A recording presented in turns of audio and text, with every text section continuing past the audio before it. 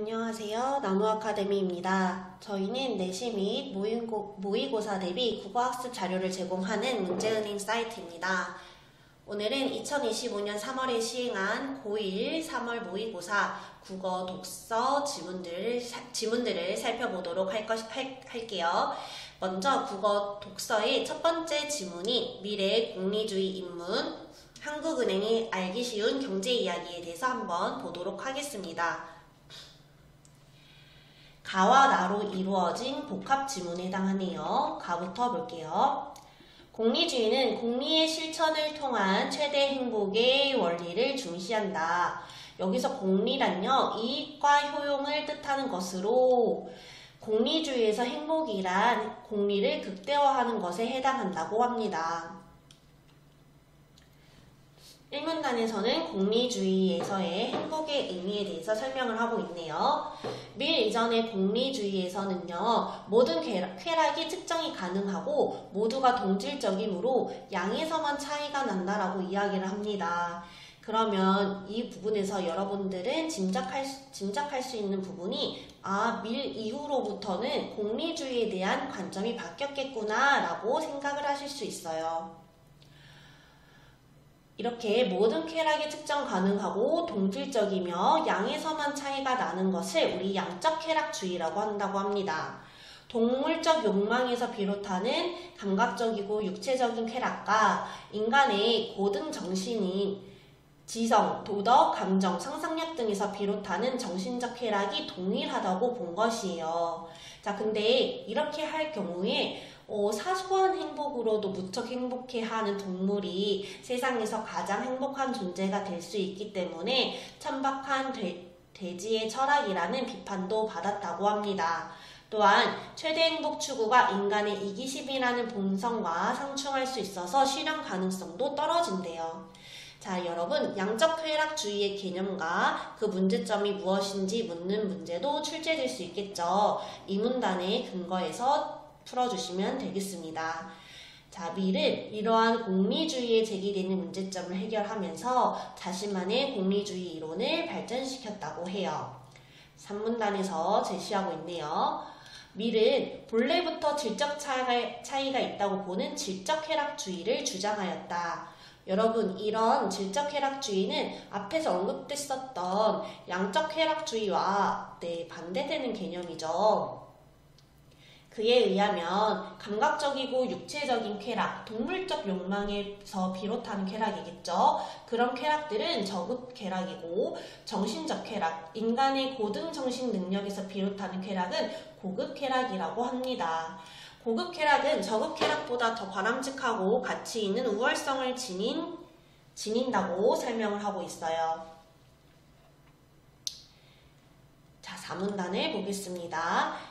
밀 이전의 공리주의, 아까 말했던 양적 쾌락주의에 해당하겠죠. 최대 행복 추구와 이기심이 상충할 때는 법률, 여론 등과 같은 외적 제재가 개인의 이기적 본성을 제어할 수 있다는 입장을 드러냈습니다.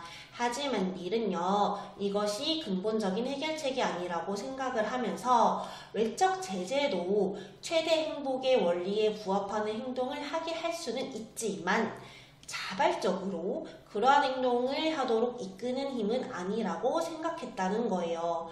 외적 제재가 근본적인 해결책은 아니라는 겁니다. 그러면서 내적 제재인 양심을 강조했어요. 양심이란 여러분, 우리의 마음 안에서 형성되는 일종의 도덕적 의무감인데요. 이를 어기면 이 양심은 우리의 내면에 고통을 주죠. 밀은 이러한 양심을 강조했다고 합니다. 물론 외적 제재도 중요하긴 하지만요. 그러면서 어떻게 함양할 수 있는지, 이것을 통해 어떤 행복의 원리에 따르는 삶을 살 수 있는지도 설명을 하고 있네요. 밀은 외적 제재, 법이죠. 내적 제재, 양심이죠. 이 두 가지가 모두 필요하다고 보았습니다. 자, 그 다음에 나 지문도 확인해 보도록 하겠습니다. 인간의 이기적 욕망을 충족하기에 한 사회가 갖고 있는 자원은 유한하다, 정해져 있다라는 거죠. 경제학자들은 인간이 합리적인 선택을 통해 개인의 이익을 극대화하는 존재로 보고 합리적 소비 과정을 이해하기 위하여 효용 이론을 제시하였다고 합니다. 경제학자들이 인간을 어떻게 보고 있는지도 확인해 두셔야 해요. 여러분들도 용돈을 무한대로 받는 친구들도 극소수는 있을 수도 있지만요. 보통 대부분의 친구들은 부모님께 정해진 용돈만을 받을 거예요. 자원이 유한하죠. 한정되어 있어요. 그렇기 때문에 우리는 이 주어진 용돈 안에서 무엇을 구매해야 내가 더 행복할지를 고민하게 됩니다. 그것에 대한 내용이에요. 이것을 효용이론으로 설명을 하겠다고 합니다. 자, 효용이란 의사결정자가 어떤 행동의 결과로 얻는 주관적인 기쁨이나 만족감이라고 해요. 그러면서 이러한 효용을 극대화하는 것이 합리적인 소비라고 보았다고 합니다. 그리고 한계 효용 개념도 보겠습니다. 재화에 대한 소비를 한 단위씩 늘릴 때 추가되는 효용을 말해요. 그런데 한계 효용은요, 소비하는 재화의 수량이 증가함에 따라 점차 감소하는 양상을 보이는데 이를 한계 효용 체감의 법칙이라고 합니다. 자, 수량이 증가하면 처음에 딱 한 개만 샀을 때보다는 아무래도 행복감이 조금 작아지겠죠? 네, 그거에 대한 설명인 것 같네요. 자, 그 다음 문단에서는 예를 들어서 한계 효용을 설명하고 있어요. 자, 튀김과 초밥은 모두 각각 1,000원이고요. 은우가 5,000원의 정해진 예산 안에서 최대의 모든 선택 가능한 대안에 대해 총 효용을 계산해 보고자 했었을 때 튀김 3개와 초밥 2개가 될 것이며 이때 은우가 얻을 수 있는 총 효용은 37이 된다고 합니다. 자, 그러면 같이 한번 계산을 해볼까요? 왜 37이 되는지. 자, 여러분 먼저 개당 1,000원이에요. 그런데 효용이 어떤 것이 더 높나요? 네, 튀김이 더 높아요. 그렇기 때문에 튀김을 더 많이 사는 게 좋겠죠. 16이나 됩니다. 그쵸? 자, 그럼 여기서도 이렇게 해주시고 여기서도 얘가 더 크니까 사주고 그 다음에 또 뭐가 더 높아요? 네, 튀김 사주고요. 여기 뭐 동일하니까 상관이 없겠네요. 그래서 튀김 3개 16, 8, 4를 더해 주시고요. 자, 그 다음에 초밥은 처음 살 때 5, 두 번째 살 때는 4의 효용을 가집니다. 그렇기 때문에 9가 되네요. 그래서 총 효용이 37이 되는 거고요. 이 계산 방식을 정확히 알아두어야 합니다. 자, 그런데 여러분 이 부분도 확인해 보실 수가 있어요. 초밥 튀김 3개와 초밥 2개의 한계 효용이 4로 일치하는 부분도 확인할 수 있습니다. 이렇게 한계 효용이 동일한 지점에서 소비하는 것이 한정된 예산에서 효용을 극대화할 수 있는 방법이라고 합니다. 자, 그런데 당연히 이런 한계 효용이 균등해지는 지점은 개인이 효용의 수치를 어떻게 매기느냐에 따라 달라지겠죠? 자, 이러면서 이것을 저희 사회에도 적용을 해서 설명을 합니다. 자, 저소득층이 추가적으로 얻는 소득 10,000원의 효용은요, 고소득층이 추가적으로 얻는 소득 10,000원의 효용보다 더 큰 효용을 창출하겠습니다.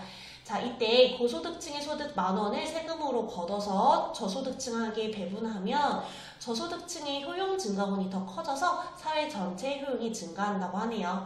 따라서 고소득일수록 높은 세율이 적용되는 것이라고. 네, 여러분, 그러면 기출문제를 풀어보도록 하겠습니다. 1번 문제를 풀어보도록 할게요. 1번, 가와 나의 공통점으로 적절한 것은? 학생분들은 영상을 잠시 멈추시고 문제를 풀어보길 바랍니다.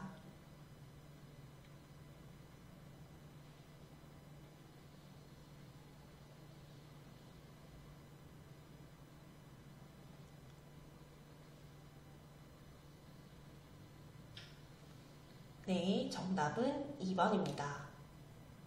인간은 누구나 자신의 이익을 추구하는 욕망이 있다는 내용이다가 공통점이 되겠습니다. 인간은 누구나 자신의 이익을 추구하는 욕망이 있다는 내용이다. 네, 가의 1문단에 공리주의의 행복이란 공리를 극대화하는 것, 고통을 피하고 쾌락을 추구하는 것이다 라고 했고요. 나의 1문단도 확인을 해보겠습니다.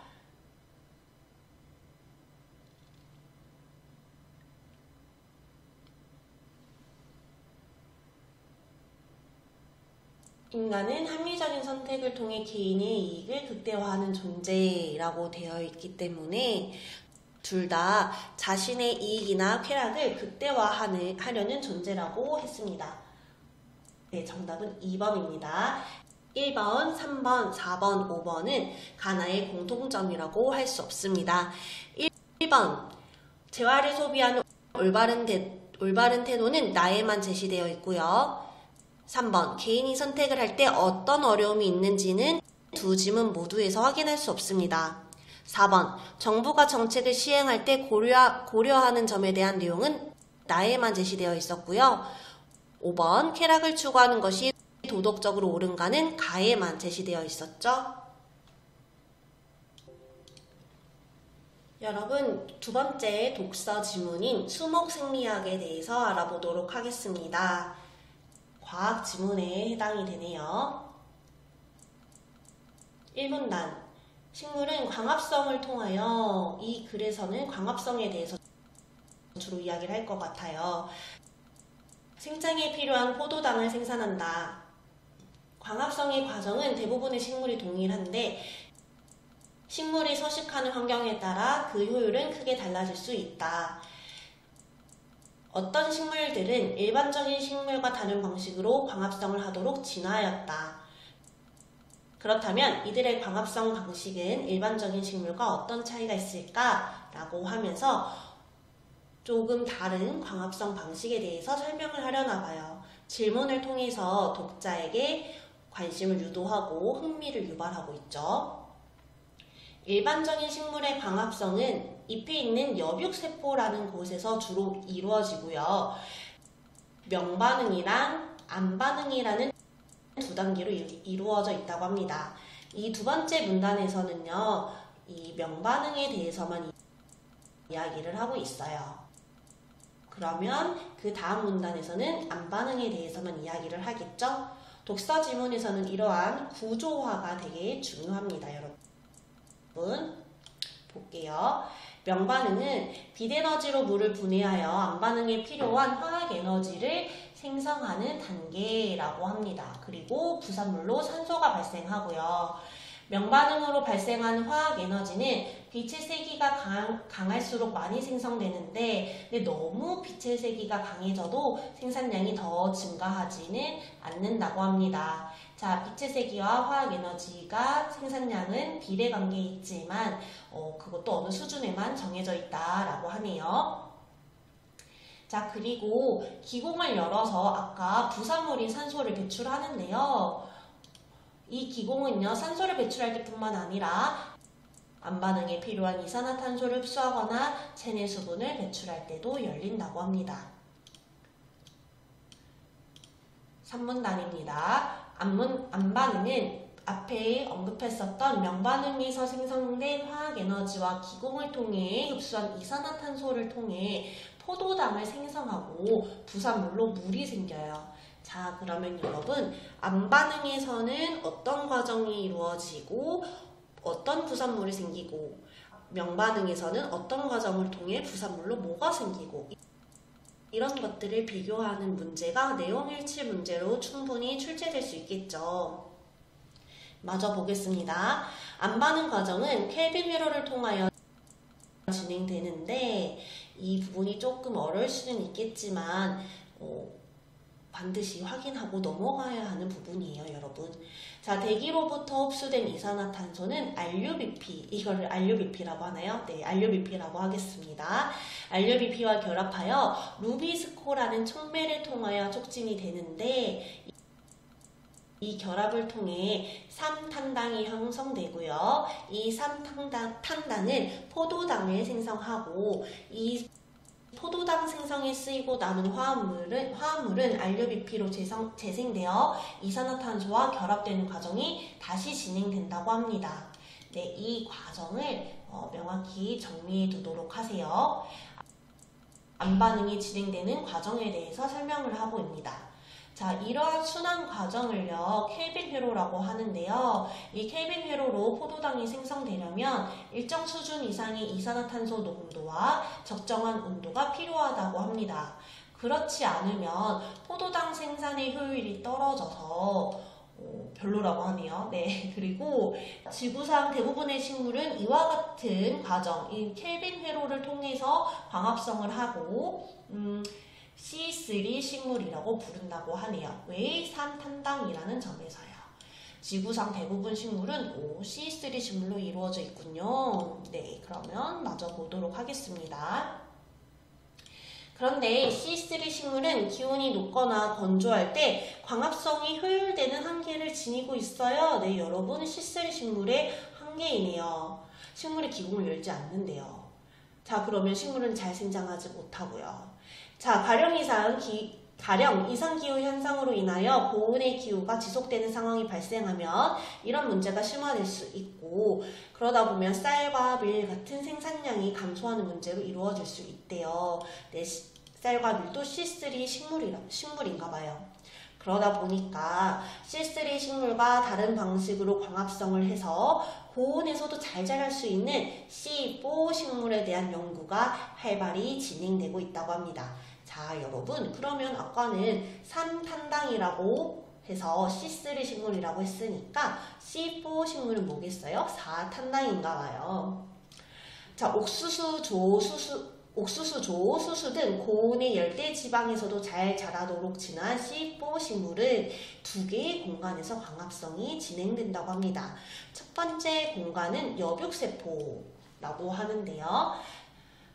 C3 식물과 같은 방식으로 명반응이 일어나는 곳이자 암반응의 첫 번째 단계로 탄소를 저장하는 역할을 하는 공간이라고 합니다. 이 여백세포에는요, 이산화탄소와 결합하는 역할 펩이 존재하는데요. 이 펩과 이산화탄소가 결합되면 4개의 탄소가 포함된 화합물인 4탄당이 형성되는데 C4는 이를 고려하여 붙여진 이름이다. 네, 맞네요. 그리고 유관속초세포라는 두 번째 공간으로 이동하고 분해되어 이산화탄소를 배출하는데 이 이산화탄소는요, 포도당을 형성하는 데 쓰이게 됩니다. 그리고 C3 식물과 C4 식물의 켈빈 회로의 작동 방식은 동일합니다. 이러한 방식으로 C4 식물은 유관속초 세포 속의 이산화탄소 농도를 높게 유지함으로써 C3에 비해 높은 광합성 효율을 보인대요. C4 식물은 되게 효율성이 좋은 식물인데요. 여러분, 전체 식물량이 5%에 불과하다고 합니다. 그러나 5%에 불과함에도 불구하고 전체 광합성량이 23%에 달성한다고 합니다. 그러니 C4 식물에 대한 연구는 미래에 발생할 수 있는 기후위기에 대응하는 중요한 열쇠가 되겠죠? 이러면서 식물 연구의 필요성과 긍정적인 전망도 제시하고 있네요. 그러면 저희는 문제를 풀어보도록 하겠습니다. 네, 여러분, 변형 문제 풀어보도록 하겠습니다. 네, 4번입니다. 보기는 C3 식물과 C4 식물의 광합성 과정을 나타낸 것이다. A씨에 대한 설명으로 적절하지 않은 것은 골라주시면 되겠습니다. 영상을 잠시 멈추시고 문제를 한번 풀어보세요.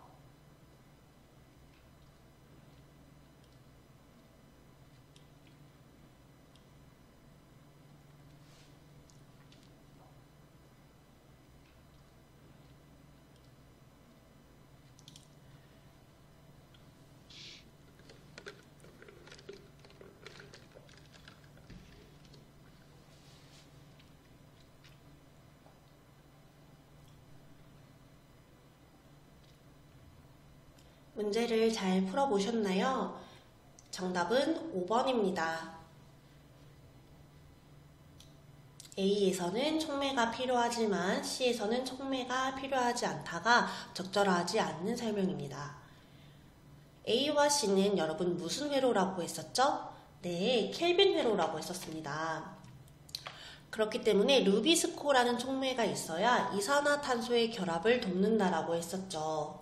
그렇기 때문에 5번이 틀렸습니다. 나머지 1번, 2번, 3번, 4번은 지문에서 확인할 수 있는 적절한 선지에 해당하겠네요.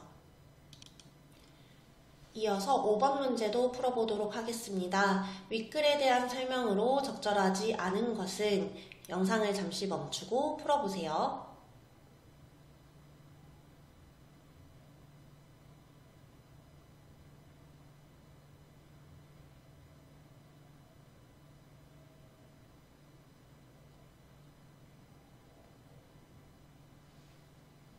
정답은 5번입니다. 윗글은 식물이 광합성하는 것을 그림 그리듯이 자세히 설명하는 묘사의 설명 방식은 사용되지 않았어요. 나머지 1번, 2번, 3번, 4번은 글에서 확인할 수 있는 적절한 설명입니다. 고1 3월 모의고사 국어 독서 세 번째 지문 처음 법학을 함께 보도록 하겠습니다.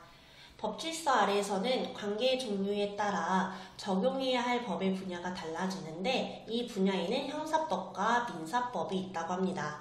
이 지문은 형사법과 민사법의 특징과 그 두 법을 비교하는 내용이 주로 서술되고 있어요.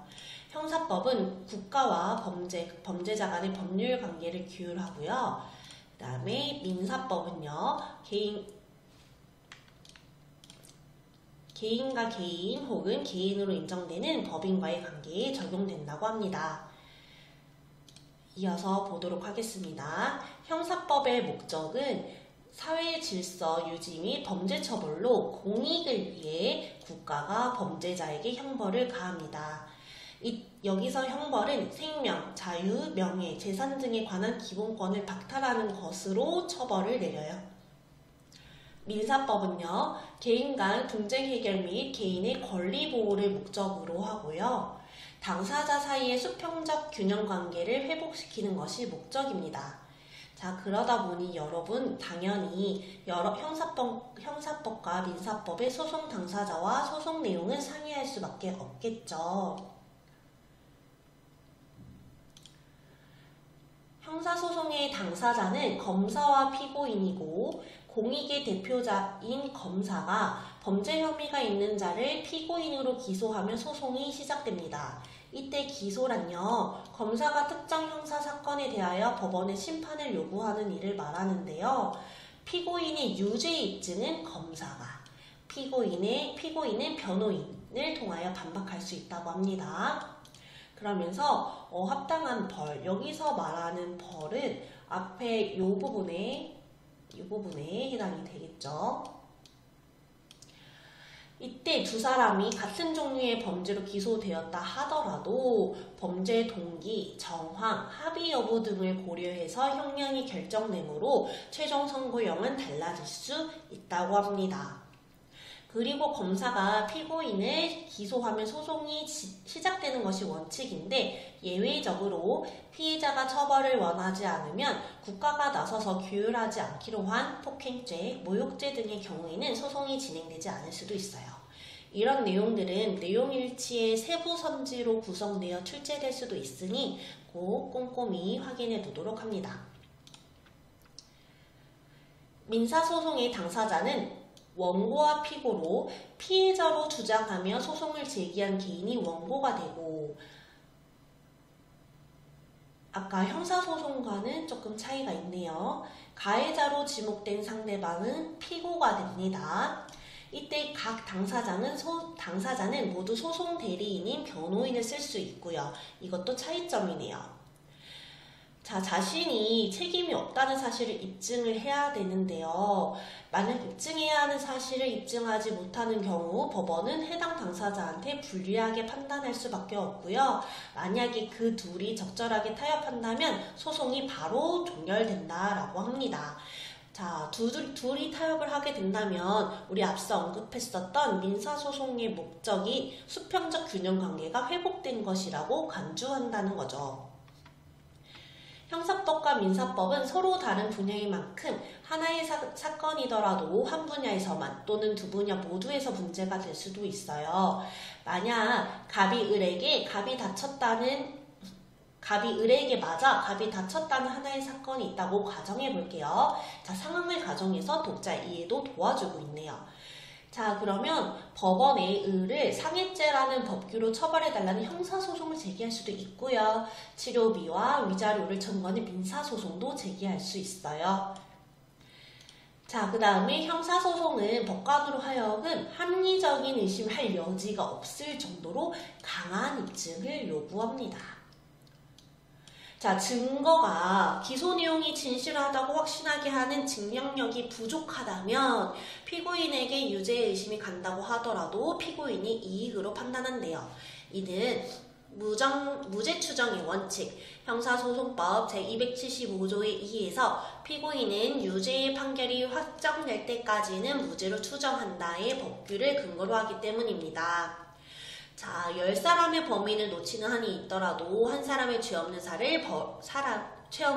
자를 벌해서는 안 된다라는 법원이 이를 뒷받침한다고 하네요. 왜냐하면 죄 없는 사람의 기본권이 침해돼서는 안 되니까요.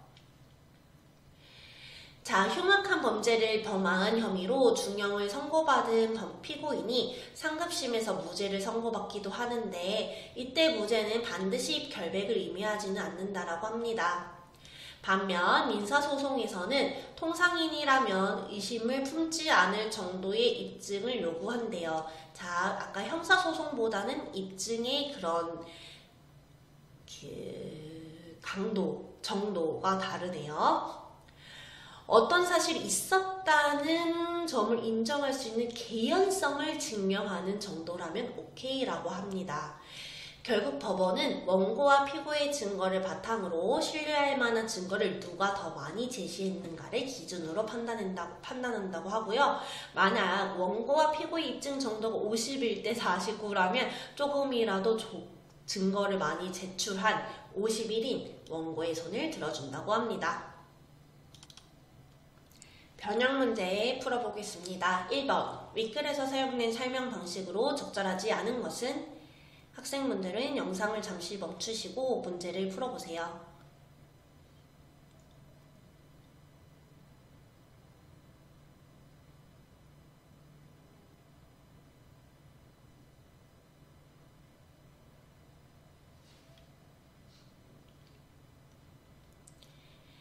정답은 2번입니다.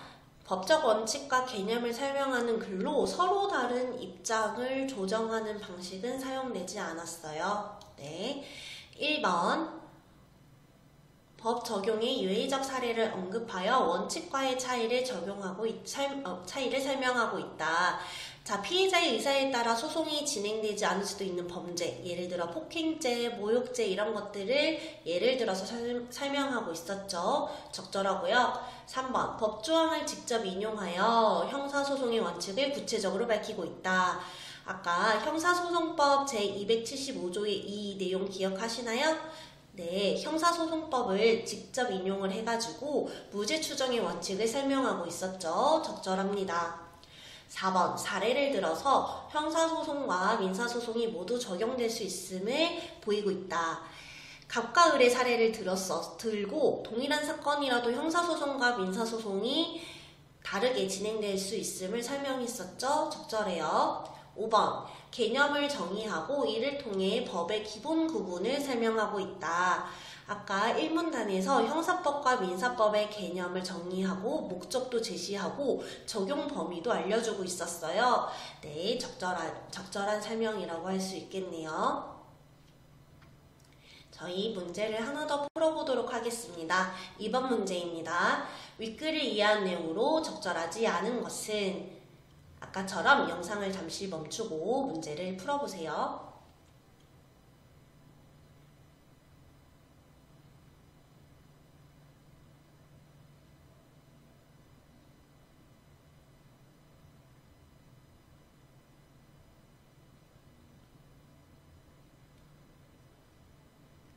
문제를 잘 풀어보셨나요? 정답은 5번입니다.